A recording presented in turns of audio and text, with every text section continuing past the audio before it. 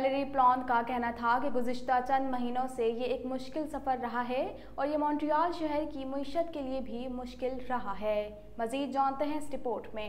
Montreal کی شہری حکومت 6 ماہ کے معاشی بحالی کے منصوبے میں $22 ملین خرچ کرے گی۔ میئر ویلیری پلانت کا کہنا تھا کہ گزشتہ چند مہینوں سے یہ ایک مشکل سفر رہا ہے اور یہ مونٹریال شہر کی معیشت کے لیے بھی مشکل رہا ہے۔ ان کا کہنا تھا کہ وبائی بیماری کے اثرات کے حوالے سے کچھ بھی کہنا قبل از وقت ہوگا۔ انتظامیہ کام کرنے کے طریقوں پر نظر ثانی کرے گی اور شہر کے لیے کام کرنے کے لیے طریقوں کے حوالے سے دوبارہ سوچے گی۔ ان کا کہنا تھا کہ 6 مہینوں کے لیے شہری حکومت $22 ملین خرچ کرے گی، جس کا مقصد کمپنیوں خاص طور پر چھوٹے کاروباروں کی مدد کرنا ہے تاکہ وہ جسمانی فاصلے اور پلیکسی گلاس شیلڈز کی نئی دنیا میں ایڈجسٹ کر سکیں۔ ان کا کہنا تھا کہ کسی بھی شہر میں اس نوعیت کی سرمایہ کاری کی مثال نہیں ملتی۔ کیوبیک میں جمز، ایریناز اور انڈور پولز کو کھول دیا گیا ہے۔ صوبائی حکومت کا کہنا تھا کہ جسمانی دوری اور حفظان صحت کے رہنما اصولوں پر عمل لازمی ہوگا۔ مزید جانتے ہیں اس رپورٹ میں۔ کیوبیک میں لاک ڈاؤن میں نرمی کا سلسلہ جاری ہے، جبکہ صوبے بھر میں شرائط کے ساتھ جمز، ایریناز اور انڈور پولز کو کھول دیا گیا ہے۔ صوبائی حکومت کا کہنا تھا کہ جسمانی دوری اور حفظان صحت کے رہنما اصولوں پر عمل لازمی ہوگا۔ جمز میں ایک وقت میں جسمانی فاصلوں کو برقرار رکھتے ہوئے 50 افراد کو جمع ہونے کی اجازت ہوگی۔ کھیلوں کی ذمہ دار وزیر ایسابل چیرس نے ان اقدامات کا اعلان کیا۔ ان کا کہنا تھا کہ مذکورہ شعبوں کو 22 جون تک کھولا جائے گا، جبکہ اسپورٹس فیڈریشن حکومتی ہدایات کا احترام کرتی ہے۔ ہمیں آرگنائزیشنز اور عوام پر اعتماد ہے کہ وہ حکومتی ہدایات پر عمل کریں گے۔ کینیڈا بھر میں کورونا وائرس کے باعث ہلاک ہونے والے افراد کی تعداد 8,254 تک جا پہنچی ہے۔ مزید جانتے ہیں اس رپورٹ میں۔ کینیڈا بھر میں کورونا وائرس کے پھیلاؤ میں بتدریج کمی آ رہی ہے۔ آخری اطلاعات کے مطابق کینیڈا میں کورونا وائرس سے متاثر ہونے والے افراد کی تعداد 99,853 ہو گئی ہے۔ ملک بھر میں کورونا وائرس کے باعث ہلاک ہونے والے افراد کی تعداد 8,254 تک جا پہنچی ہے۔ کیوبیک صوبہ کورونا وائرس سے سب سے زیادہ متاثر ہوا ہے، تاہم وہاں اب کورونا وائرس کے کیسز میں کمی آنے لگی۔ صوبے بھر میں کورونا وائرس کے مجموعی کیسز کی تعداد 54,263 ہو گئی ہے، جبکہ صوبے میں کورونا وائرس کے باعث ہونے والی ہلاکتوں کی تعداد 5,298 تک پہنچ چکی ہے۔ اونٹاریو میں کورونا وائرس سے 32,744 افراد متاثر ہوئے ہیں، جبکہ ہلاک ہونے والے افراد کی تعداد 2,550 ہے۔ البرٹا میں 7,530 افراد کورونا وائرس سے متاثر ہوئے ہیں، جبکہ 151 افراد کورونا وائرس کے باعث ہلاک ہو چکے ہیں۔ برٹش کولمبیا میں 2,775 افراد میں کورونا وائرس کی تصدیق ہوئی ہے، جبکہ صوبے میں کورونا وائرس سے ہونے والی ہلاکتوں کی تعداد 168 ہے۔ کینیڈا ایک مرتبہ پھر مغربی ملکوں کے لیے سلامتی کونسل کی مخصوص نشست حاصل کرنے میں کامیاب نہ ہو سکا۔ کینیڈا اس نشست کے حصول کے لیے دوسری بار ناکام ہوا ہے۔ مزید تفصیلات جانتے ہیں اس رپورٹ میں۔ کینیڈا ایک مرتبہ پھر مغربی ملکوں کے لیے سلامتی کونسل کی مخصوص نشست حاصل کرنے میں کامیاب نہ ہو سکا۔ کینیڈا اس نشست کے حصول کے لیے دوسری بار ناکام ہوا ہے۔ اس سے قبل 2010 میں بھی کینیڈا مذکورہ نشست حاصل کرنے میں ناکام رہا تھا۔ جنرل اسمبلی کے ارکان نے کینیڈا کے مقابلے میں پرتگال کا انتخاب کیا تھا۔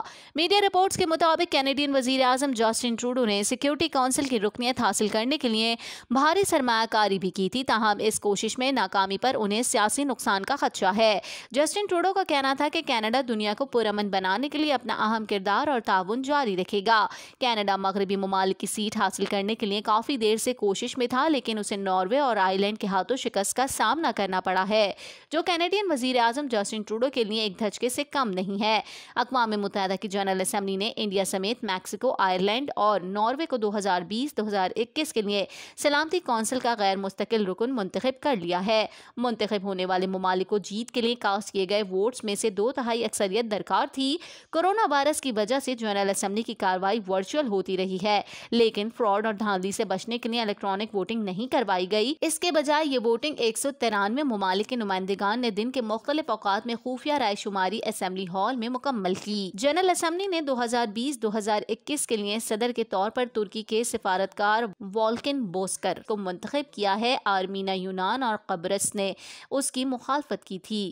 سعودی وزیر سیاحت احمد الخطیب کا کہنا ہے کہ ملک بھر میں اتوار 21 جون سے سیاحت کا شعبہ مکمل طور پر بحال ہو جائے گا۔ مزید تفصیلات جانتے ہیں اس رپورٹ میں۔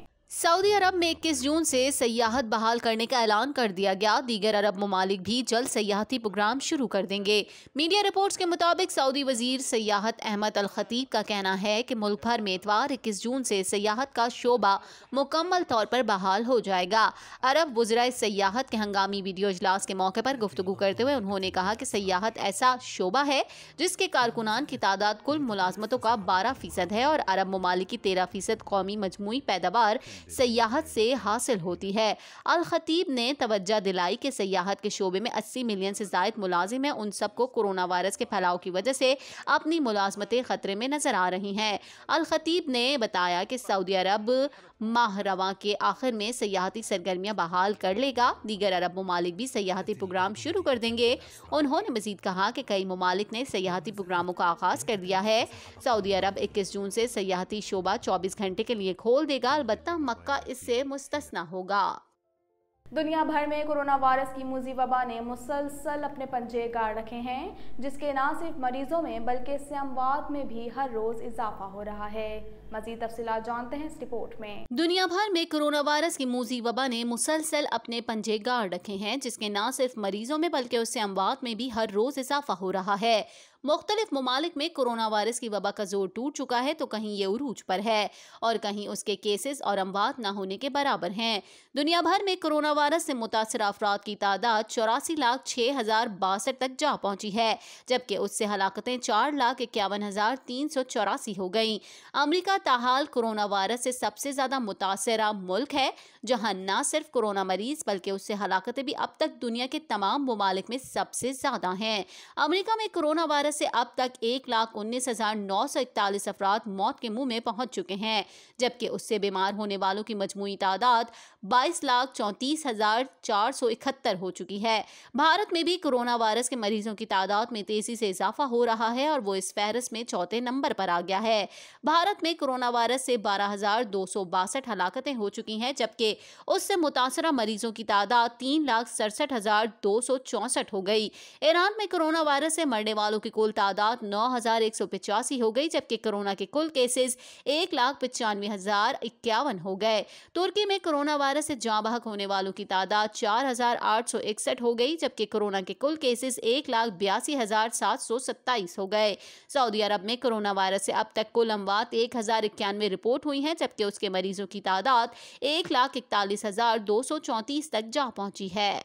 भारत ने अपनी मज़मूम तौसी पसंदाना हिकमत अमली पर अमल करते हुए इस वक्त 4 हमसाया ममालिक पाकिस्तान, चीन, नेपाल और बांग्लादेश के साथ सरहदों पर छेड़छाड़ शुरू कर रखी है। इस हवाले से मजीद जानते हैं। भारत ने अपनी मज़मूम तौसी पसंदाना हिकमत अमली पर अमल करते हुए इस वक्त 4 हमसाया ममालिक पाकिस्तान, चीन, नेपाल और बांग्लादेश के साथ सरहदों पर छेड़छाड़ शुरू कर रखी है। नेपाल की कौमी असम्बली ने नया नक्शा मंजूर कर लिया है, जिसमें भारत के ज़ेर कब्जा इलाके को अपनी हुदूद का वाज़ेह हिस्सा दिखाया गया है।